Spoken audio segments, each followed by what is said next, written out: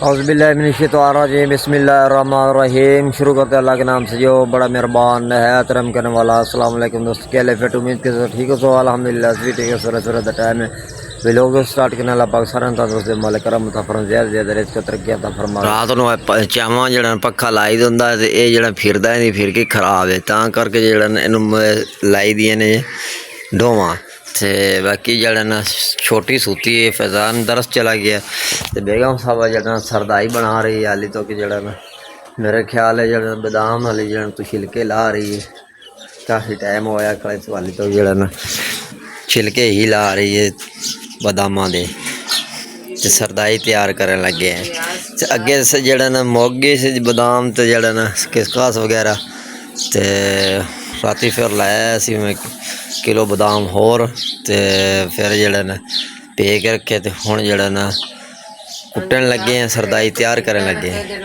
नरम वगैरह हो जाती किसकास वगैरह फिर आराम नाल बंदा लगे लेंदा। जी फैज़ान भी आ गया, फैज़ान भी जरा ना गोटा वगैरह जरा ना पीन लगा है। तो बेगम साहबा जरा ना सफाई करन लगी तो मैं हुण जरा निकलन लगा काम ते, क्योंकि जरा ना काफ़ी दिन हो गए ने 8-10 दिन हो गए ने काम ते ना गए नूं। ते अज अल्लाह खैर करेगा, अल्लाह पाक जरा देवे रोजी इंशाअल्लाह जरा काम ते निकलदे। बेगम साहब अंदरों जरा ना फसलों की सफाई कर रही है। बेगम साहब मैं फिर निकल लगा क्योंकि टाइम ओवर हो रहा है, फिर अगे जड़े अगले बंदा रख लवें तो फिर मसला बनता है। वो तो आज हत्थां नाल ही लाए ना, हुण जेबां वेलियां हो गई ने फिलहाल। अल्लाह खैर करसी, हुण कोई ईद दा खर्चा मर्चा बना लेने, अल्लाह खैर करसी। मैं कल प्याज लैंदे सी, मैं जेड़ा ना साफ वगैरह कर लेने के ना तो पर्दे वगैरह ला के ना तो बाहर आके साफ करना है ते अंदर ही फिर वो बनाया रही है। फिर झाड़ू भी देना जो है, फिर मैं के थे बाहर के ना साफ कर।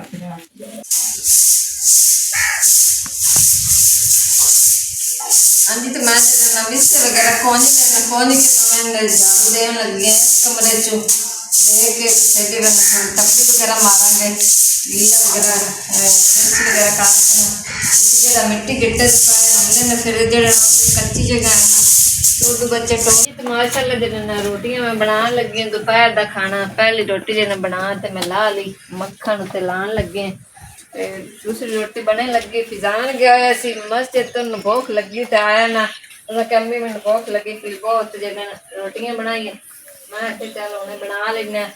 तो बाकी रात का सालन पे है जो टिंडिया का वो गर्म करांगे तो ना लस्सी वगैरह बनावांगे माशाल्लाह। जो दोपहर का खाना जो ना तंदूर दे छोटे पर हो जाए फिजान कैमरे मैंने छोटी तो जो सवेल खले ने तो इन्होंने फिर जल्दी ना मैं खाना बना के दे देव। फिर लस्सी पूरा वगैरह सुबह का बनाया ना फिर गिलास गिलास सादा यार बिस्कट वगैरह कोई नहीं नाल खाते ने सादा जो ना यार ने ता कर तेन भुख लग गई तो जल्दी मैं बना लगी हाँ।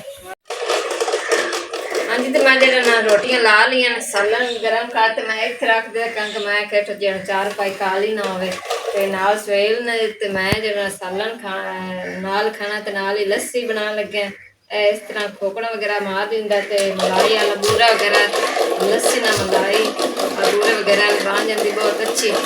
तो जो बच्चों को रोटी देने लगी दोपहर की फिर जही तो दिहाड़ी तो चला गया ना फिर इतने है नहीं मेरे फिर उतो ही खावे जो दिहाड़ीदार शाम में फिर आवेगा।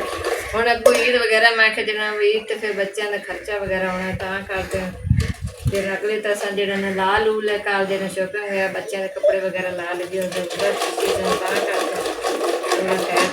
बच्चों रोज़ जो जरूर जो लसन बने वसीला।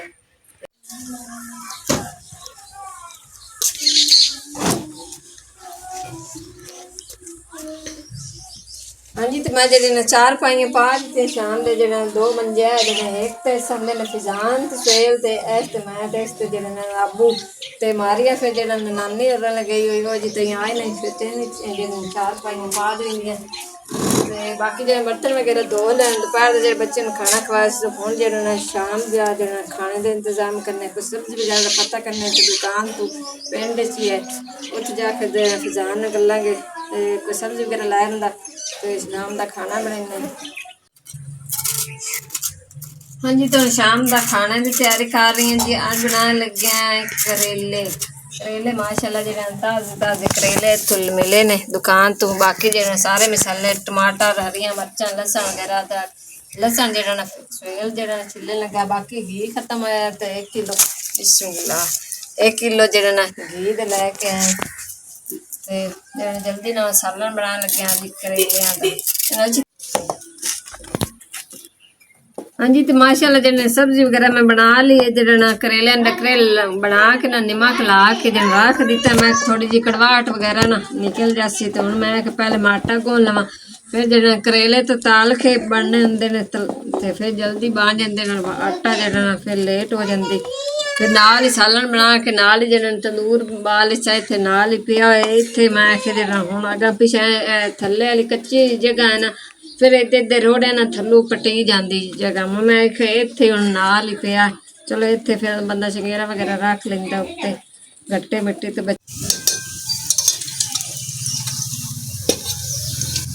हाँ जी, तो जो करेले मैं इस तरह फ्राई कर लें तो मैं जो थल्ले ला के ना फिर आग जो थल्लू ज़्यादा बली खली तो मैं जो थल्ले ला तो आराम ना जो काढ़ लेने लाग काढ़ के इस तरह जो कड़वाहट वगैरह जो खत्म हो जाती। फिर बच्चे ने खाना होंगे मैं जो अच्छी तरह फ्राई कर ली। कड़ा मैं पहले ना नमक ला के रखा सी अंदर तो थोड़ी बहुत कड़वाहट निकल जाती। तो बाहर कढ़ के फिर मसाला तैयार करने मसाला जो मैं कट बना के रख लिया सारा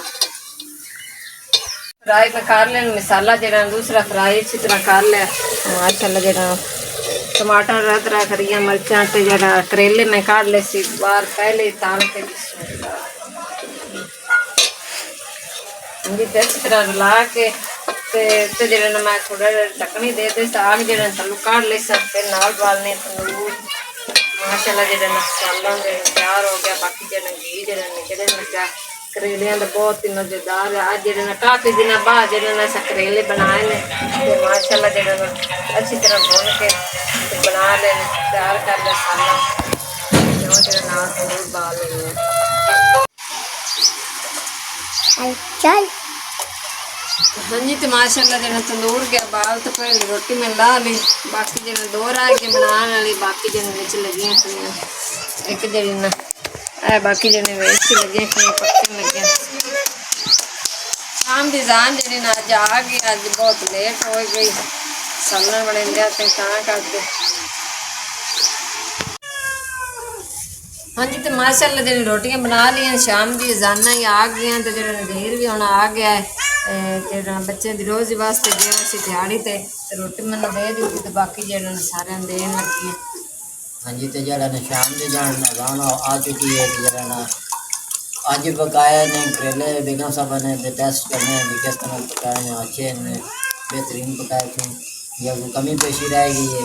अल्लाह पाक सारे बंद उसके माल करम ता फरमा दे कल जो भी मुलाकात होगी अल्लाह ने की।